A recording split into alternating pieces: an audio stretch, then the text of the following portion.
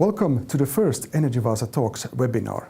The next ones will be in the upcoming months. Keep an eye out on our social media platforms for their dates and announcements. I would like to thank the organizers and partners of Energy Week for making this webinar series possible. Enjoy.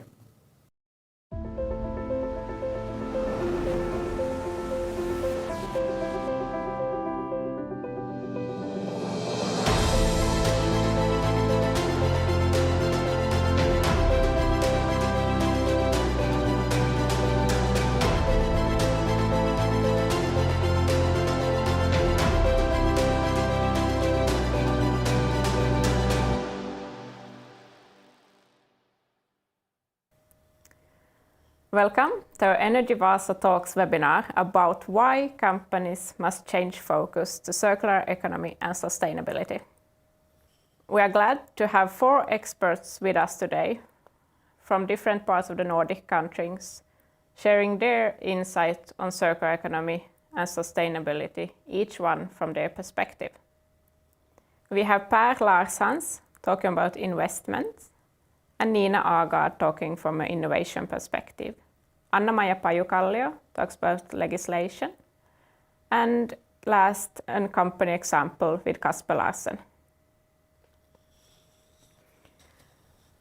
My name is Nora Backlund, and I will lead you through today's topics together with Göran Östberg, Rasmus Hautala, and Thomas Knuts, project managers behind the Circular Economy Roadmap for the Österbotten region.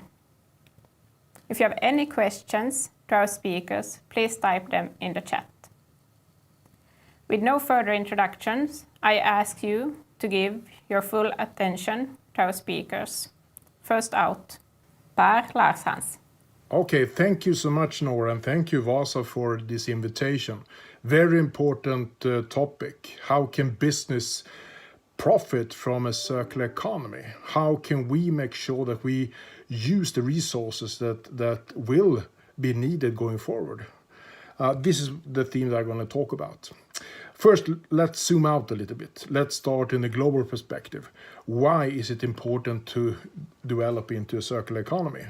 Well, many of the challenges that the world are facing are dependent on our environmental challenges, the planetary boundaries.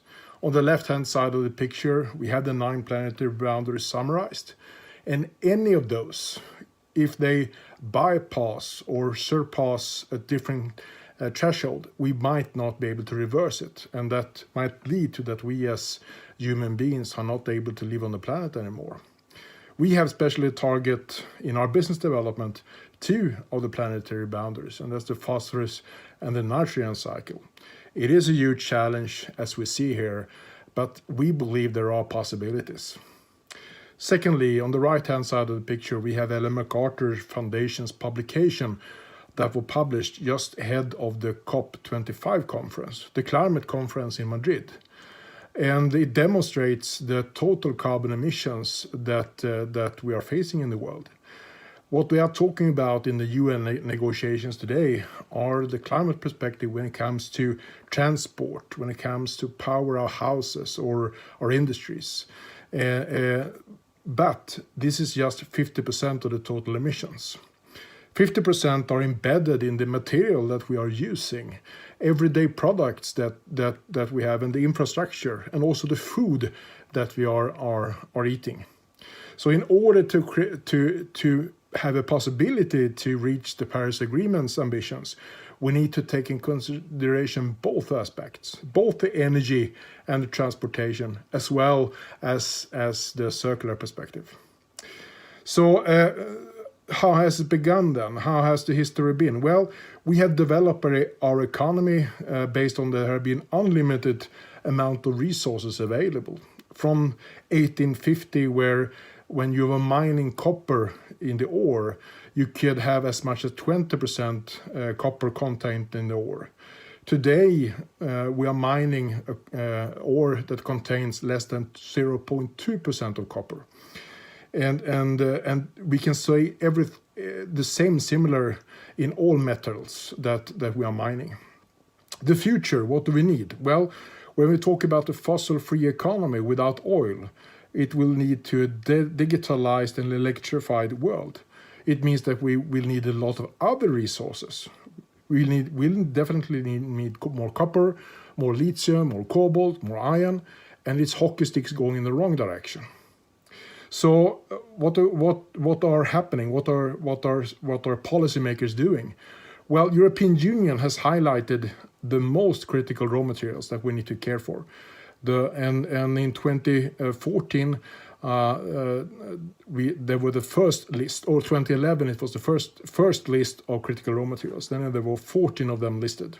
Each of them can mean that we don't have the possibility to sustain the same economical growth, or we can't have enough of food being produced. Now in September year 2020, the last list was published by the European Union, and now they have listed 30 elements, each of them that we need to care for.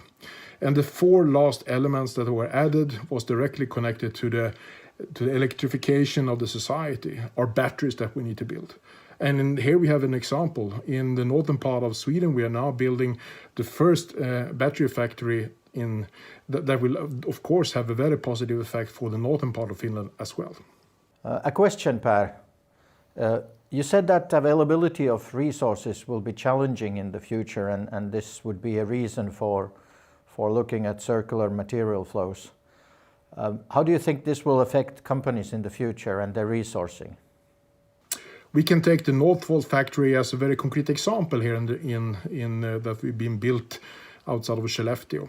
They will need to source their resources from different parts. They're even setting up a recycling factory because they understand that they will need to get the batteries back, because the cobalt in the end, and lithium and other important minerals will be scarce. So how can companies secure the resources going forward? They need to take responsibility downstreams for where the products are turning up. So I would say that each and every company need to understand that this will impact your way of working. So try to find out what is the situation. Where do you produce your product? Where do you source your material today? And if you do that study, you will see that there will be risks. So the question is, how will you affect or be affected by a circular economy? Let me take Ragn-Sells as an example. We were a transport company in the 1881 when we were founded. Transport company with horses, transporting goods and people in and out of Stockholm. In the 1960s, we became a waste management company, making sure that we took care of the waste that the liner system was producing. Today, we are a recycler in the liner economy still. It means that people are giving us waste and say, please do something with it. We don't want it anymore, but we want you to take care of it and make something important of it. Well, what we have seen and understood is that in a circular economy, there is no longer waste. And then you don't need a waste management company. So therefore, we have developed methods going forward and different kind of innovations that we will need going forward as well in a circular economy. And I will try to be as concrete as possible and demonstrate some of the innovations that we have invested in. We are a family-owned company, so we have really the long-term perspective. And this is, I think, also a reason why we don't want to maximize the profit short-term. We make sure that the company can last forever.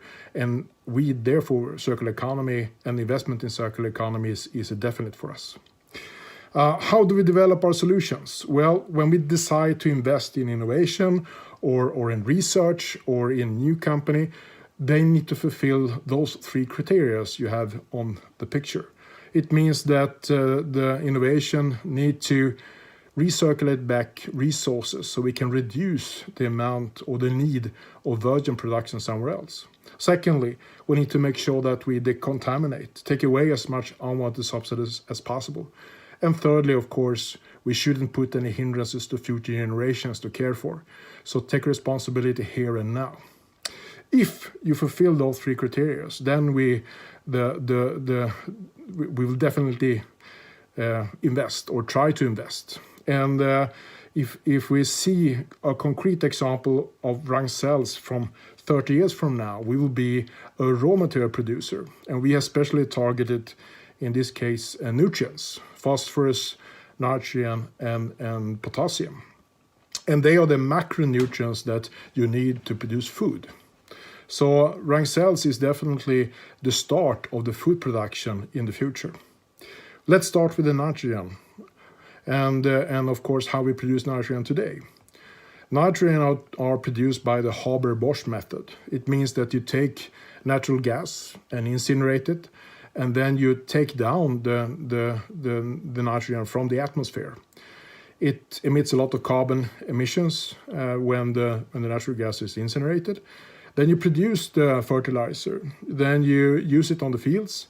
And then in the end, it ends up in our toilets and in the wastewater treatment plants. Here we have another problem, because the nitrogen shouldn't be in the water. It creates challenges when it comes to the health issue, and it causes and risk to cause eutrophication, meaning if it leaks out in our rivers and ends up in our oceans.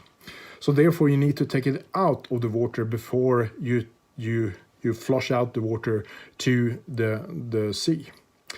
This is done by a biological method today. It means that you emit a lot of laughing gas, 300 times as much potent gas as the carbon dioxide up to the atmosphere. We have developed a method, and it's supported by EU Life, where we are with a chemical circular method being able to recirculate the nitrogen directly from the wastewater and directly produce a fertilizer. We are doing this in collaboration with the city of Copenhagen and their wastewater treatment plant. And in 2023, we will be able to offer this to the market. And the good thing with this solution is that today's way of recirculating the nitrogen, you bypass the atmosphere. Here we don't need to go through the atmosphere. It's a low energy process, and it will definitely reduce the cost for society as well. So it's really a win-win-win. That was the nitrogen. Now let's talk about phosphorus. Phosphorus is the basic ingredients for life. Without phosphorus, we wouldn't exist as human beings. It's a part of our DNA.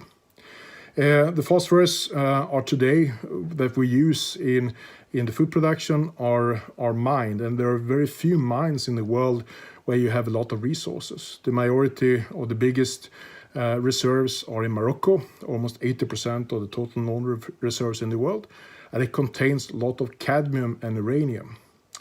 What we have done is that we have developed a process where we can, out of the sludge, extract the phosphorus to the highest quality you can reach on the market. At the same time as we also can recirculate back the other products, the other thing that are contained in the sludge. And of course, the heavy metals then are separated.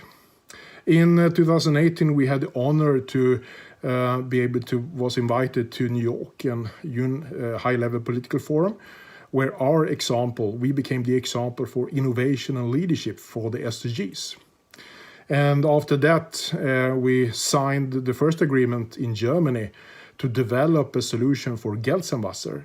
And in Germany, they are really one of the forerunners in Europe. They have put a demand for phosphorus recovery, making sure that the wastewater treatment plant can't waste them anymore. They need to make sure that they extract the phosphorus and be able to bring them back to the fields again. Well, the phosphorus is of course important, also the nitrogen, but these are just two of the examples. Per, another question. The example of nitrogen and phosphorus, will this be profitable for companies and even for society? When it comes to the nitrogen example, I would say that it's definitely profitable directly today.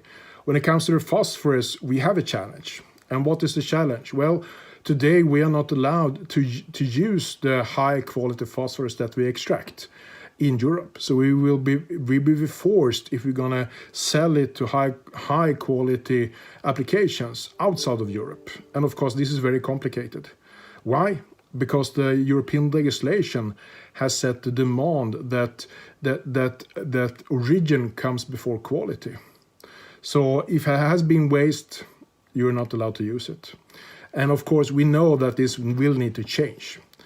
Otherwise, those processes will be extremely important for society and in the long run, of course, also profitable.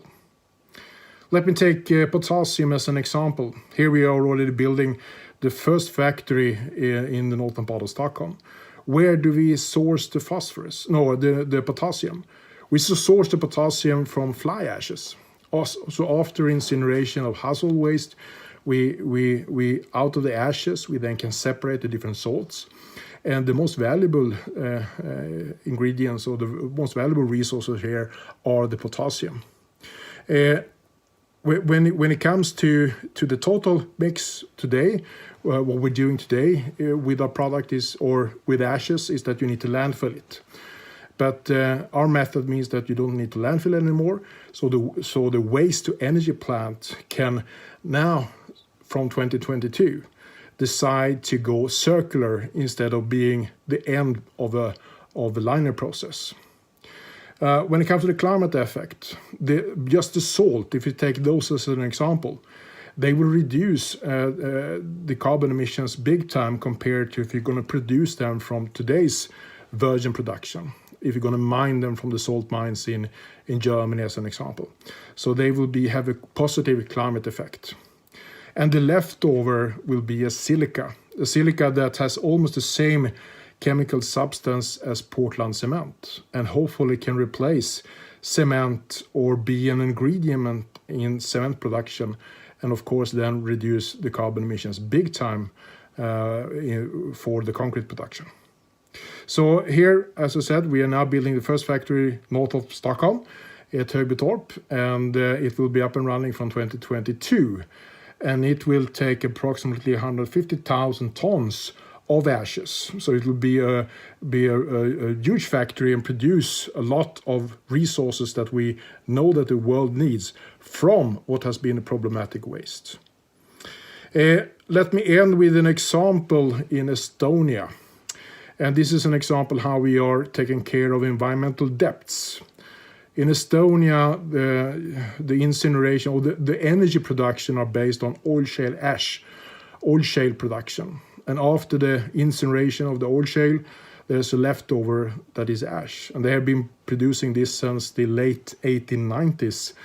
And it has stockpiled ash, so it contains more than 600 million tons of ashes, or the same size as the Maldives. So it's a huge part of the surroundings of Narva. What we have done is that we develop a method where we can take the ash as an ingredient and then mix it with carbon dioxide. So it becomes a carbon capture utilization process. So carbon dioxide doesn't need to go up in the atmosphere. It becomes a part of the production method, and we're going to produce calcium carbonate.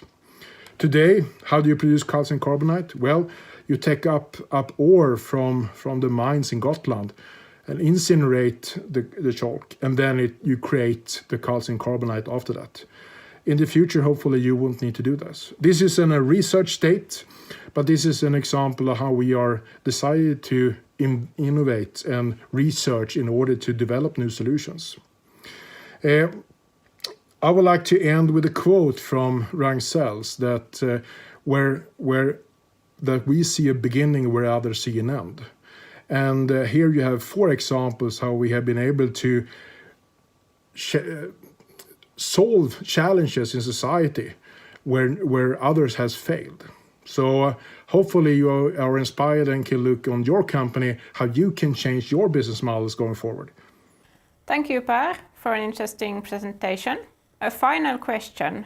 Larshans is a big company, but what about small companies? What can they do? In all those cases where we are developing our circular solutions, collaboration is a key factor.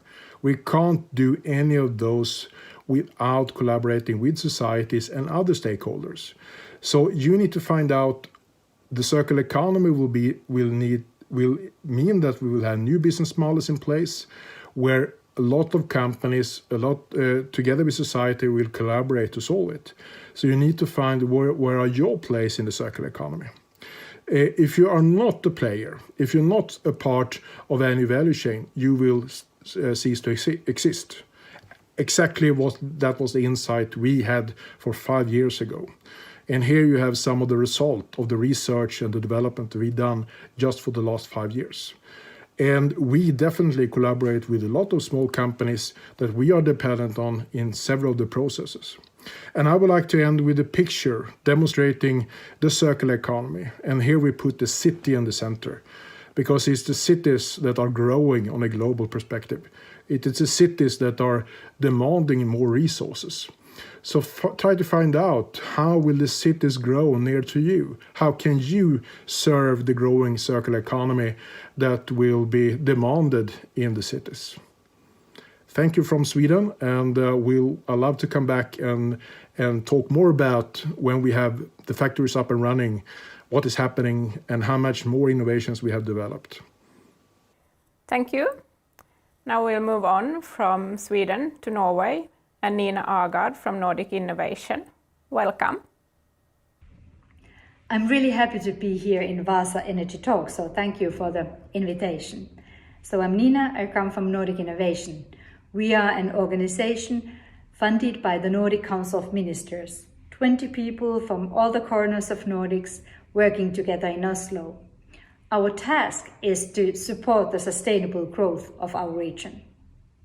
We work for the Nordic Vision 2030, the Nordic region to become the most sustainable and integrated region in the world by 2030. Sustainable in 3 dimensions: green, competitive, and socially sound. We focus on digital integration and circular business models as tools for the green transition. Our program, Nordic Sustainable Business Transformation, is supporting Nordic companies in their transfer to circular business models with competence and tools. We are challenging industries for a circular future. We are intermediators, support ecosystems, and enable cross-border collaboration.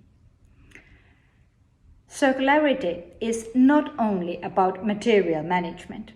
It is economic reasoning, incorporating strategy in the design of solutions, processes, systems, and governance. By repurposing these, we create sustainable and financially viable future business. It demands systematic work, involving and engagement not only in a company, but in the whole value chain of the company. It is estimated that 600 billion euros can be saved annually with circularity, providing a huge opportunity for companies that are ready to act. Circularity is a way of changing business operations for the new demands from green and digital transition. It's about problem solving together with the partners in a value chain. Simplified, the demand of the future is the whole value chain and value creating process, not only the product. We have a question for you, Niina. How does the circular transition affect the market? Circular economy is, as we speak, redefining capital markets. Circular economy models are industry born, but the financial market is enabling the transition. Investors in all sizes require circularity to a larger extent than before, simply because they measure and they can see the benefits.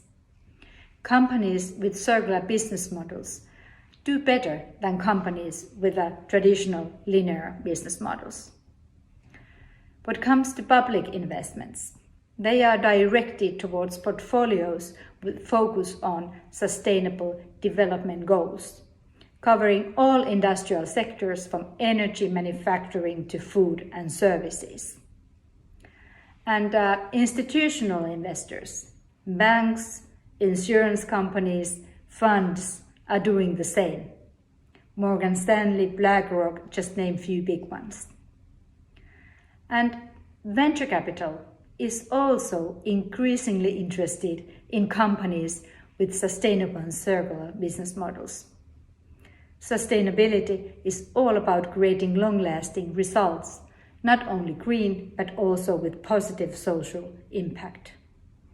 Triple bottom line is the very key to the sustainability, and circular models are tools for that. Another question for you, Niina. How does the pandemic affect the green transition as a business opportunity? Green transition is essential for the recovery from the economic consequences of COVID-19. Governments and public sector are supporting transition with incentives such as tax reductions and grants, and now also as a part of the recovery plans. Large public funds are already allocated to support packages in line with EU Green Deal. Investors, they are facing risks, and therefore they are increasingly looking repurposed and redesigned products and solutions. It's important to understand that the circularity has to be truly incorporated into the business models. Saying is not enough. The competition is severe, and those with proven circular models and positive, measurable impact on sustainability are more likely to survive. And this brings me actually to my last point. Survive or die. Future is for those that adapt fast. Thank you. As we heard, there will be demands on companies in the future. Thank you, Niina, for eye-opening points. Next out is Anna-Maija Pajukallio from the Ministry of the Environment in Finland. Welcome. Good afternoon, ladies and gentlemen. I would first like to thank you for the organizers for the opportunity to talk about Finnish circular economy policy. It's very important for me. Secondly, I'd like to thank also the previous speakers for interesting presentations. Due to the time slot, I will not go into the details, but I try to tell something about our motivation to circular economy, about our new program on circular economy, and something about EU and Finnish circular economy policy focusing on this year. About the motivation, why we need circular economy. Circular economy offers additional measures to combat climate change. Switching to circular economy in the EU alone could cut industrial emissions by more than half by 2050.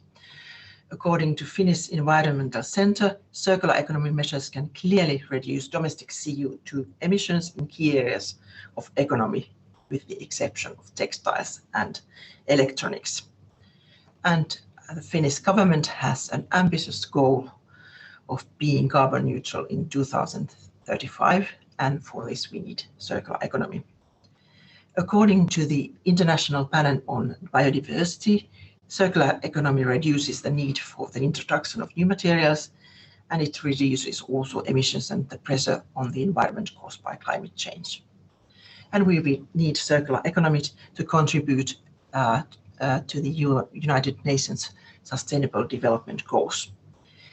At the same time, circular economy is a way to safeguard welfare and resilience of the society and strengthen the economy. It offers a way to strengthen Finland's export-driven economy and employment. There's a question, Anna-Maija. Do you think Finland will be carbon neutral 2035? Is it realistic? My answer is yes. The target is ambitious, but we have also ambitious government, and they are really committed to take the necessary steps.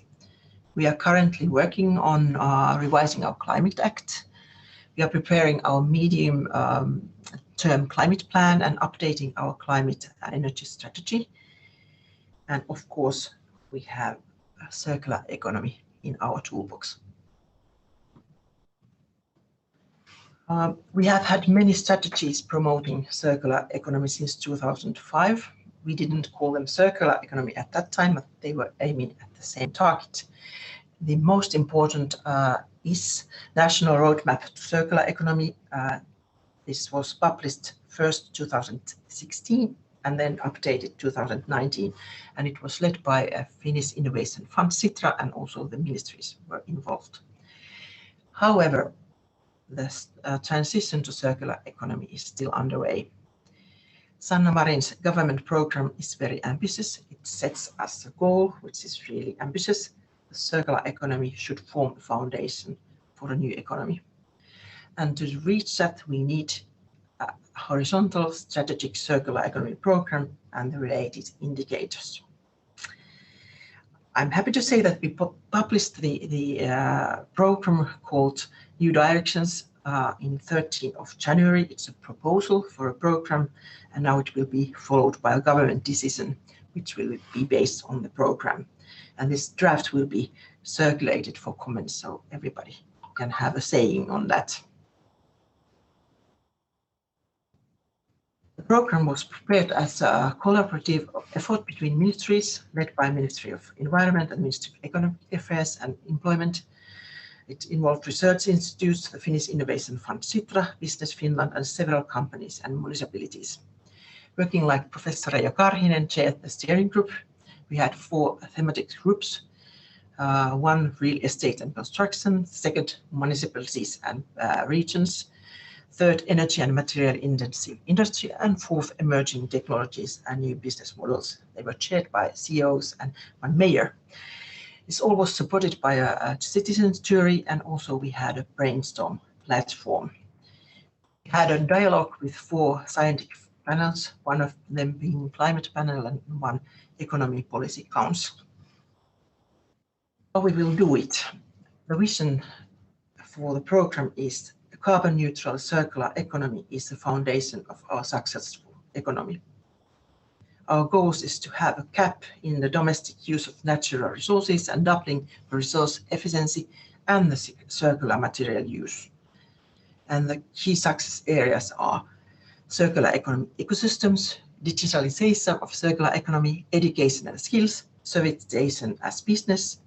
And to make that happen, we need the whole society, industry from big material and energy intensive industry to CMAs, municipalities and regions, real estate and construction, and of course all the people, all the consumers. There were more than 40 proposals or recommendations in the program, so I just want to pick up the key ones.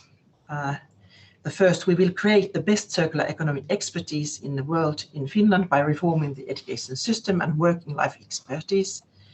We will put carbon neutral circular economy in the center of economic policy and economy reform. We will use also the EU's recovery fund, hopefully. We will make Finland a leading country in the digital circular economy by opening and linking material and data flows. We create sustainable criteria. We create sustainable circular economy market through legislation, economic instruments, and digitalization. Public procurement is also important. We procure and also design low carbon circular economy solutions in the public sector. We will significantly reduce the environmental impact of construction, and we will sign a national voluntary agreement on the use of natural resources with companies and municipalities. We will make the circular economy one of our foreign policy priorities. There's another question, Anamaya, for you. This is very ambitious programs. Do you think Finland is very good at waste management and circular economy? Are we forerunners here in Finland? I think that in many ways we can call us forerunners. Circular economy has been in our agenda for a long time. We have a lot of expertise and knowledge and also many good examples. And we are very good in eco-innovations. Sitra has compiled a list called the most interesting companies in the circular economy, and I think this list is impressive. However, the systemic transition to circular economy hasn't happened yet, not in Finland, and I think not in anywhere. And what comes to waste management, we have advanced technology, but I think that we have still a lot to do if you think about recycling rates, for instance. So that was about our program, and now I quickly talk something about EU policy. Commission published its first circular economy action plan in 2015. It was called Closing the Loop. It had altogether 54 actions, one of which was a so-called waste package. A mini package was published in 2018, and it had also European strategy for plastics in it, and it was followed by a directive called Single-Use Plastics Directive. A new Circular Economy Action Plan was published March 2020, and it was called For a Cleaner and More Competitive Europe. It has 35 actions or legislative frameworks initiatives, and it focuses on sustainable policy and the entire life cycle. So the previous one was too much focused on waste, and this is focused on the first part, on the product policy and the entire life cycle. To give some examples what are page this year. One is the EU waste package, which is really ambitious. And to say about the EU legislation, it's very often if you think about Finnish waste and product policy, it's mainly based on EU policies. This is good for internal markets, and it levels the playing field in Europe, but it also means that it's a bit complex and might be difficult to implement, and we have a lot of expectations about legislation, but our hands are somewhat tired. But talking about the EU waste package, there is a need to increase the recycling of municipal and packaging waste, and we need to have a more stringent separate collection systems. We need to reduce the amount and harmfulness of waste. We have to harmonize the extended producer responsibility systems. We are streamlining and promoting sustainable recycling by end of waste criteria and byproducts criteria. And to improve the monitoring, we have to have a new kind of a national data system. And this all means that we are going to have big changes in our Finnish Waste Act. There has been lots of political difficulties considering that, but they are now solved. Giving some EU examples, what's going to happen here this year, this is not a comprehensive list. For instance, we have already a regulatory framework for batteries, a proposal, and it covers the whole entire life cycle. We are we're waiting for a legislative proposal for a sustainable product policy initiative. This is probably based on Eco-Design Directive, widening its scope from energy. We are going to have changes in packaging waste legislations. There's going to be a renewal of emissions directive. So we're going to have more circular economy in emissions directive. We are going to have a revision of end-of-life vehicles legislation and waste shipment rules. And also we are going to have a proposal on substantiating green claims. There are lots happening on plastics. We are waiting for a strategy for textiles and for sustainable built environment, and we already have a chemical strategy. And we know that Commission will also scope the development of further the EU-wide EU and byproduct criteria and so on. So there is lots on the plate. And what happens in Finland this year? I give some examples. We have 2 reviews of Waste Act. First, to implement the waste package that we already talked about. Then the second one to implement Single-Use Plastic Directive. And also we are implementing some national reforms or improvements for instance, our waste management register of shipping documents. We are going to focus on end-of-waste concepts. We will set a national working group to develop and streamline the concept nationally and also follow it and in EU. We are aiming to have our first government decree on crushed concrete this year, and we shall work also on recycled fertilizers, plastics, and treated incineration slag. We are preparing new legislation on excavated soil. We are also working on waste taxation and other policy instruments. And last but not least, we are updating National Waste Plan and revising National Chemicals Strategy.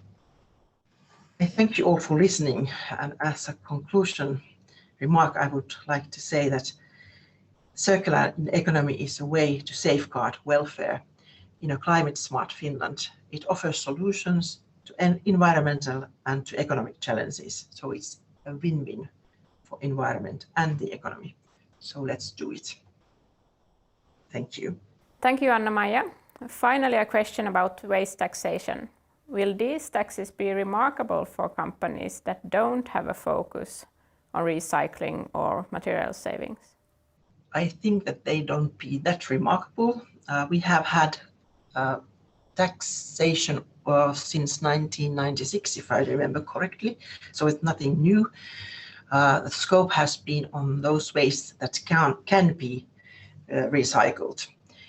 However, the amount of the tax has been the same for a very, very long time, and we have to think and reconsider, should we perhaps widen the scope? So this will be done. We have already done a sort of preliminary study on that, and I think that it will not affect severely. And the main thing is that landfilling is the last option, so we should avoid it and rather use more sophisticated methods and recycling. Thank you. We move on to Denmark, and Kasper Larsen has done an amazing journey with his company. Please let us know more about your transition. Hi, and thank you. My name is Kasper, and thank you so much for letting me join the Energy Vaasa today.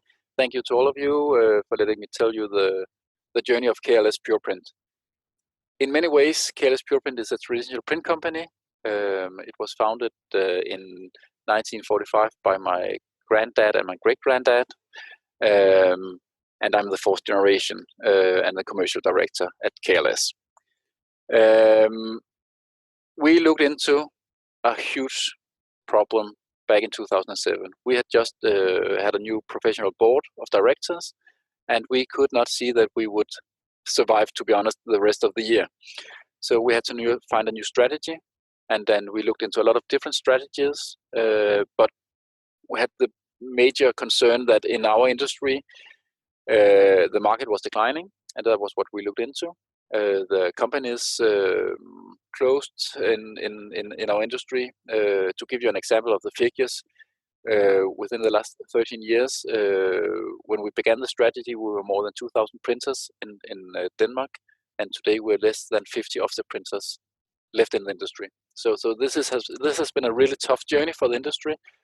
I'm quite sure that has been the same for the graphic industry in your companies in Sweden and Norway and Denmark.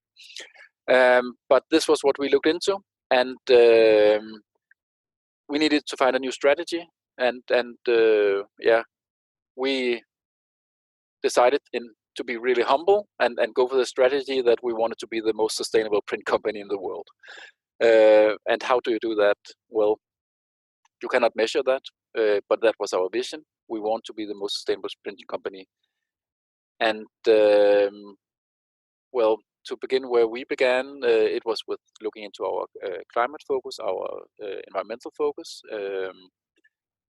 And from 2007 until roughly 2013, we declined our carbon emission by more than 75%, or we reduced our carbon emission with more than 75%. Looking into more than 200 different projects to reduce electricity use, heating, water. But what I think we have been most known for in Denmark is our focus on electric cars. We were the first company in Denmark to have an electric van. I know now why, because that was not a good investment. But anyway, we had a lot of takes on that part. We had more success with our electric company cars. In 2011, we decided it was not allowed to buy any diesel or gasoline-driven electric cars. And today we have driven more than 1 million kilometers in electric cars. But again, we've done a lot of different projects to reduce carbon emission and environmental impact. There's a question, Kasper, to you. You have changed your business model very early. Do you think it's very much costs, and was it difficult to change your journey? Well, we changed the strategy because we had to. We could not survive doing business as usual. So yeah, I think that was a big motivation. Actually, not being able to see if you would survive as a company the next 3 months. So I think that was our motivation, to be ambitious. And yeah, again, it's important for me to say that this was all about saving the company and not saving the world when we looked into this sustainable strategy. And the cost, well, of course, it has been costly to do some of the projects, but actually now when we look back on all those more than 200 projects, in average they have had a financial turn back in less than 2 years. So it's to be honest, it's common good business to look into reducing electricity and heating and looking into our electric cars. We have saved more than 21% per car per kilometer that we have driven compared to diesel. So it's good business, pure and simple. But again, in 2013, we had a new board member, Gitte Haahr, who challenged us to look into the products. And during that period of time, we also saw some articles in Danish newspapers. One of them is that all microwave popcorn are toxic. That's a little, yeah, it's a headline. But that's due to the barrier in the packaging that actually migrate with harmful chemicals into the popcorn. Looking into recycled fibers, we are really proud as an industry that we are reusing wood fibers a lot of times. But reused fibers are not allowed to be in direct food contact. So actually in Denmark, we have a recommendation that if you, for instance, bake with cupcake forms, you should remove the cupcake form immediately after you take the cupcake out of the oven to reduce migration of harmful chemicals into the things you have baked. We didn't like this. We didn't think it sounded good. And with a little help from the Danish fund to help companies develop into new green strategies, Grøn Omstillingsfond, which we joined back in 2014. And we worked in that program until May 15, where we succeeded being the second print company in the world to reach a cradle-to-cradle standard. Google in Austria beat us and were the first company in the world. And actually, Google in Austria today is one of our closest partners, together with Piocalio in Switzerland, who joined the pure print community as well. And we develop materials together, more or less, you know, with competitors. But for us, it makes sense to be able to share the cost of developing new materials, and then we all have equal rights to use the materials. This is a really strong way to work together in partnerships.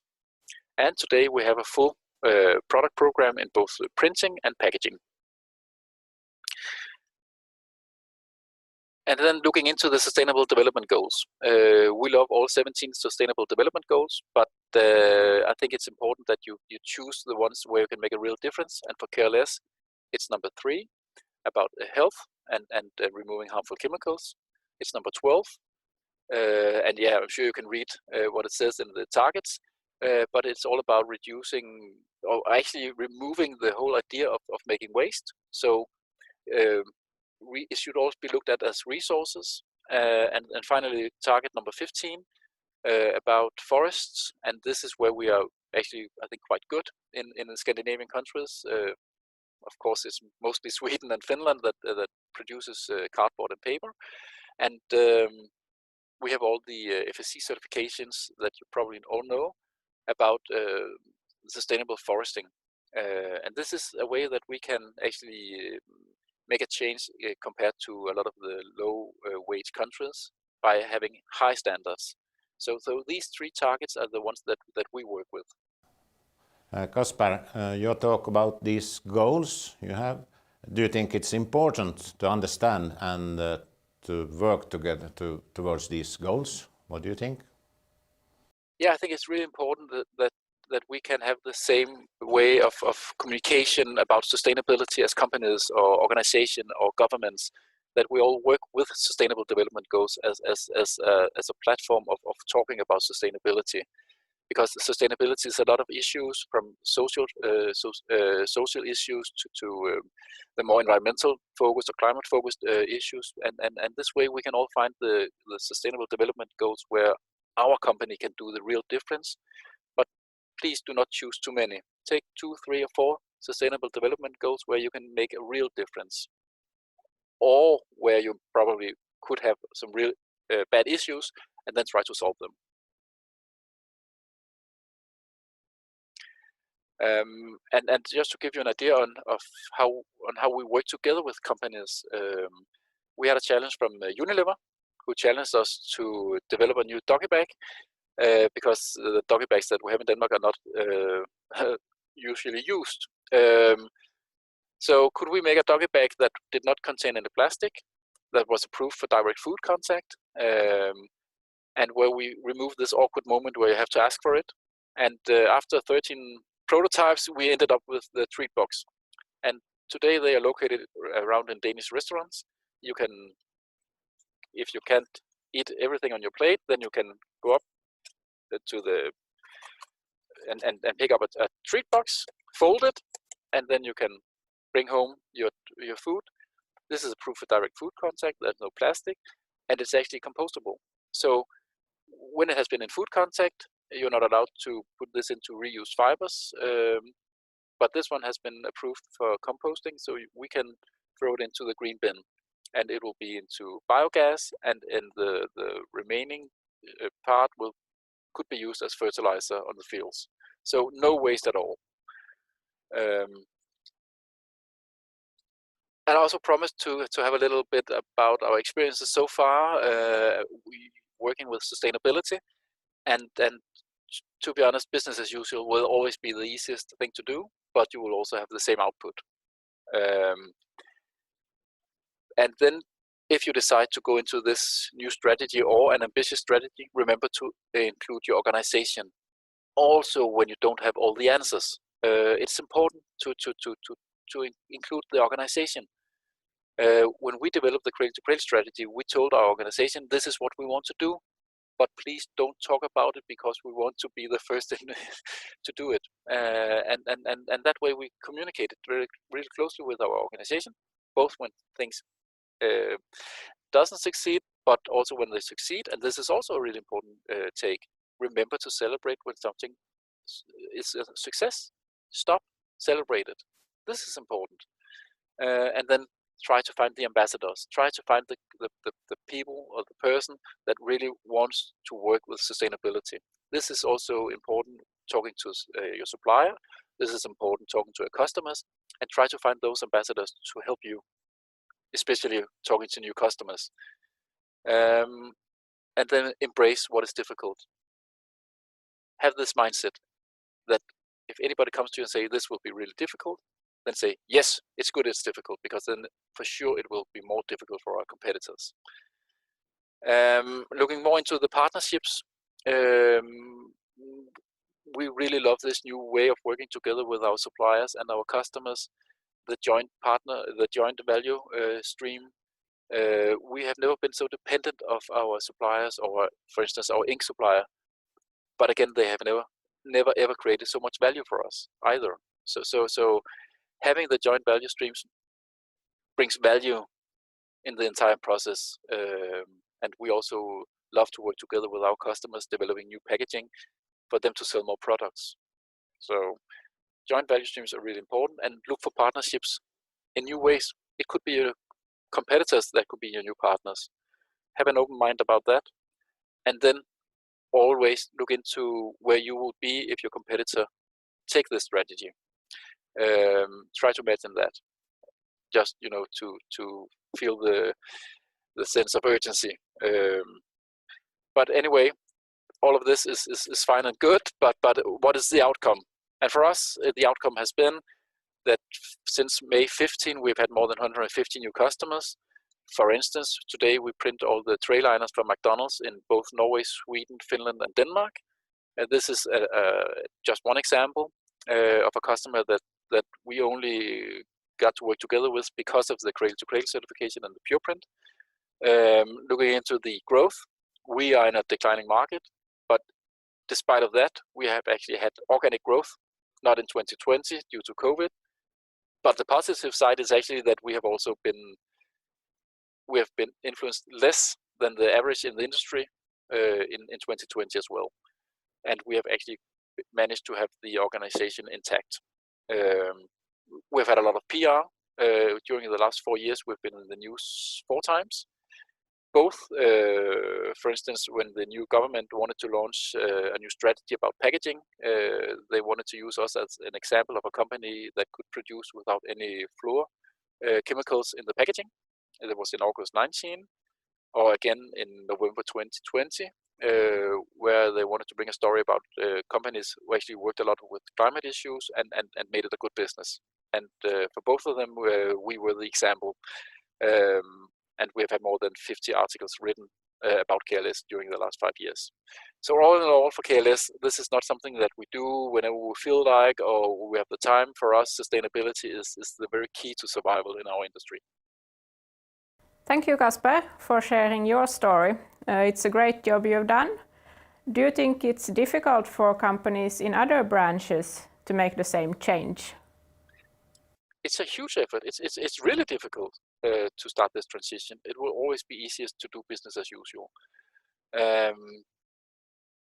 But you have to do this. And I think we are the good example that is good business. Sustainability is not about something that you do whenever you have the financial situation to do it. That's philanthropy. It has to be good business, and it is good business. And we have, as a nickname in the Danish industry, we have been called the bumblebee of Danish industry, because we have succeeded with this strategy in a declining market, in a really challenged industry. So of course it's possible, but you need to be ambitious, you need to dare. Thank you. With a wide perspective on circular economy and good advices from our previous speakers, we'll now move on to take a look at the circular roadmap and action plan for the Ostrobothnian region. Rasmus is ready to tell us more about that. Thank you, Nora, and thank you to Energy Vaasa Talks for giving us this opportunity to present our work about the practical roadmap for companies in Ostrobothnia. From previous speakers and from the media, we know that there is a lot of change, a lot of pressure building. We have the Agenda 2030, we have the European Green Deal, and we have the new initiatives from our government that Anamaya told us about, that are moving us to a circular future. The future will be circular. Also, if we look at the trends and the changes that we see today, we see that consumers are more and more interested and are asking for sustainable solutions. We also hear that employees, especially younger generation employees, are asking companies about their sustainability work and how they think about the environment in their resourcing and so on. And we also heard, for example, from Kasper, that the businesses, if they are to prosper in the future, they will have to do this change. They will have to become circular. We have also the words from Gro Harlem Brundtland when she was in the United Nations. Sustainable development is development that meets the needs of the present without compromising the ability of future generations to meet their own needs. And this is very important to remember. We need to find a way to work today, thinking about tomorrow, and giving us the ability to also work tomorrow. We have identified several things why you would like to do circular things and why you would like to have a circular business. We have looked at 4 things. They are both intangible and tangible. If we're looking at the intangibles, you will have to think about the branding of your company, what image your company will give out to the public and to the consumers and to your partners as well. There's also a risk reduction in this. Resources will become scarce, as we've heard from Per. And this means that if you don't have a circular way of sourcing, you might find yourself in troubles regarding resources. And of course, there are the most tangible things. I mean, you will have increased sales if you are circular, and you will have decreased if you continue with the linear business models. Also, you have cost savings. When you start looking at your energy solutions and so on, definitely your carbon neutral impact or your carbon footprint, these will have an impact on your businesses. We have found 10 top activities for becoming sustainable, or for the companies to become sustainable in Ostrobothnia. I'm not going to go through them all. You can read them in our roadmap, of course, but there are things like the energy, of course, and how self-sufficient are you as a company, or are we as a region, will be interesting.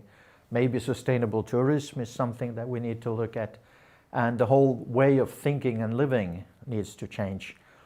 One of the things that we have identified as a very key element for Ostrobothnia is creating a kind of a knowledge network, or let's call it a competence center for Ostrobothnia in circular things and sustainability. This is something that we would like to put a lot of energy on in the future to come. Why will Ostrobothnia succeed? Well, that is of course the $1,000 question, or $1 million question actually. Well, we do have the qualifications. We have actually started this journey, although with small baby steps, but we are already on the way, and there are good benchmarking examples in Ostrobothnia. But above all, Ostrobothnians, we have the will to do.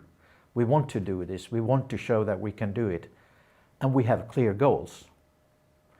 By 2030, Ostrobothnia will be the most circular and sustainable region in the Nordic. That is our goal. Well, to get there, we've created a checklist of 11 steps. Again, read about it in the roadmap. I'm not going to go through with it. Best thing is to get started and then look at the different steps.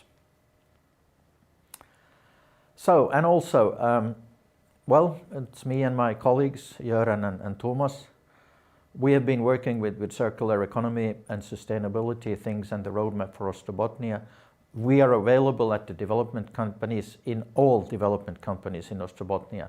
If your company needs help, just give us a call and we'll be there to help you. Thank you. Thank you, Rasmus. And we welcome back Thomas and Göran for a short discussion.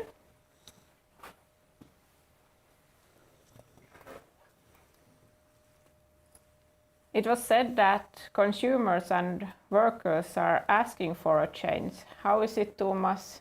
Have you seen this in your region? Yeah, absolutely. I'm working in Jakobstad Pietarsaari region, which is a very export-oriented region. And I would say that most of at least the global international companies have the same message when we talk to them. Customers, employees, partners are more and more asking for sustainable solutions. So I really think this journey has to start. But it's a long journey for most of the companies. As Rasmus said, many of the companies in Ostrobothnia has already begun, so we have good examples. But I really think it's a long journey. It's not a trip over the weekend to make the transition into a circular economy. But you, Göran, you have seen circular business models. What's your experience? Yes, my experience from the companies here in Vaasa region, we already have companies that have lost their offers, and I think if we, let's say, in 10 years, companies that haven't focused and changed their mindset they will be on the market anymore. That's my opinion. And Rasmus, you presented 11 steps towards this transition. Are these steps that companies have to do at once? Well, no, absolutely not. And for some companies, depending on their business and the region and their maybe not all steps. So I think the important is to get started, do an evaluation, which steps are most relevant for you, which steps do you feel you can do, and get started. And then, as Thomas said, it's a long journey. So start somewhere and take the steps you need to get forward. And I understood that companies can ask help from you if they're thinking about a change towards circular economy. Yes. Absolutely. Thank you, Göran, Rasmus, Thomas. And thank you all for watching. We hope this has been inspiring for you to make changes towards a more sustainable mindset. We also want to thank our speakers today and our partners. A recording of this webinar will be available later this week, so keep an eye out for the link.